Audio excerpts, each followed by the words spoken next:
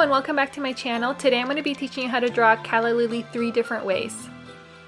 For our supplies today, we're going to be using the Sakura Zumo Grip pencil and the Zebra Sensations brush pen. This one is the medium tip, and so our lines are definitely going to have a lot more variation in their thickness, which I thought would be really fun with such a minimalistic flower. And so we're going to get started now with our pencil guides, and we're going to draw what looks like a very elongated S squiggle like this. And so what's really interesting about a calla lily is that it pretty much is just one single petal that's folding in on itself. And so that is what we're trying to recreate with the squiggles. And so we're going to draw one more line along this squiggle like this, because this is that lip that folds out away from the center. And in a calla lily, that center part is called a spadix or spadix. I don't exactly know how to pronounce it. And so that little lip is folding away from it. And so we're going to do one other squiggle that like this, and that way the top should look like the spade, like, you know, the card of spades. And then we're going to draw one more little lip, and then we're going to draw that little spadix on the center. And then from here we're going to do one more squiggle along the bottom that will make up the bottom portion, and we're going to do the same thing on the second side but much thinner. And after this, you can also add the stem at the bottom if you're so choosing. If you're doing a composition, of course, add a lot more space on the bottom so that you can also add leaves if you wish. And so we're going to do a very similar S squiggle on this other side, but this flower is going to be almost the reverse of this first one, and also be a little bit thinner so that it looks more like a calla lily bud. And so we're going to do the elongated S, then add the second little squiggle for the lip that's folding over, and then we're going to recreate the second side to look like a spade, draw the spadix, and then do the bottom portion. And as you can tell with this one, it is much skinnier, and that part that folds over the front is actually nearing more that right edge than the one on the other side was. Our third flower is actually going to look completely different. It's almost like a back angle, and so we're going to do a swirl that looks like this, almost like a sideways S, and then we're going to do a little smiley face here, and then draw a spadix, that little center, to connect with that top line. And then along the top edge we're going to do one more squiggle to connect to that first line that we drew, and then we're going to do a little triangle here at the edge, and this is that part that's folding over, and this is the bottom side that's peeking through. And then on this bottom side, because the fold is on the other side, we can't see it meeting, and that is why it's just one single line instead of having that folded side. Alright, if you're feeling a little bit confused, don't worry, we're going to go ahead and do it all over again with our pen, starting with that first elongated S squiggle, and then drawing that little lip where it's going to fold over, and then we're going to go ahead and do the left side, meeting back with that one, add the other little squiggle, do the spadix, and so forth. And so if you were confused or you couldn't really see the pencil really well, don't worry, we're literally doing the exact same thing all over again with pen.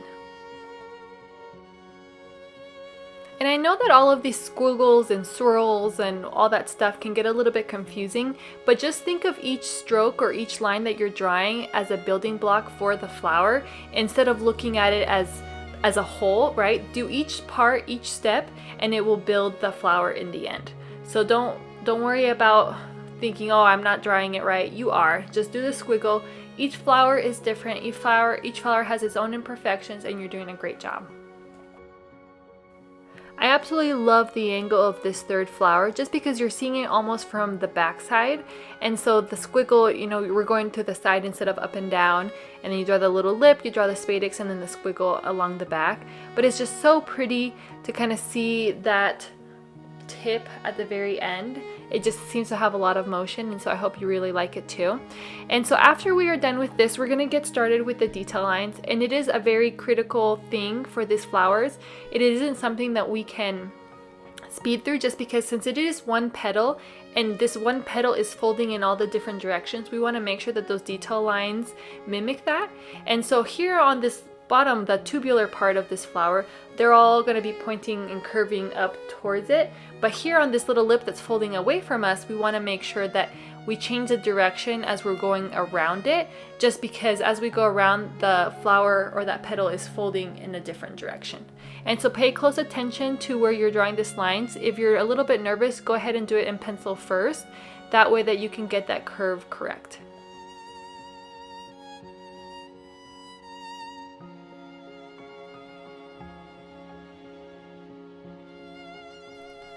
The bottom portion of the second flower is going to be very similar to the first one, where they're all kind of pointing up towards that center. And then the part that you really need to pay attention to is this little lip that is folding out. And so these ones are kind of curving out towards us, and then the back part behind the spadix are going to be curving towards the edges as well.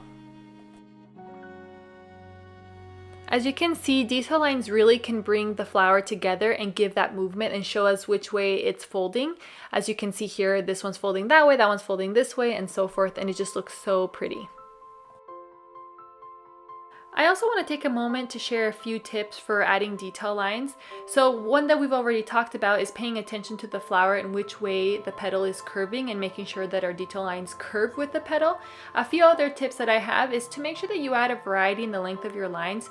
You don't want all of your lines to be the same length, or it's going to look really static. And another tip is to add shorter lines kind of towards those places where you want it to look a little bit darker. So like in this case, towards that center or that spadix, as well as that bottom part of that tube where the petal meets the stem.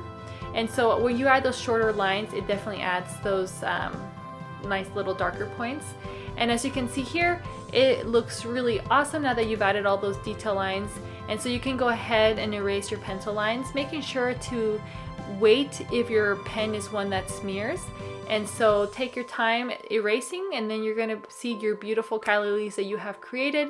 This is a great flower to draw for spring, on a card, anything like that. And so if you feel comfortable sharing it with me, you can share it to your social media and tag me on my Instagram. My handle is @KarenB.creations, and I would love to see your work. Thank you so much for joining me today, and if you made it to the end, you are a rock star. Thank you, bye!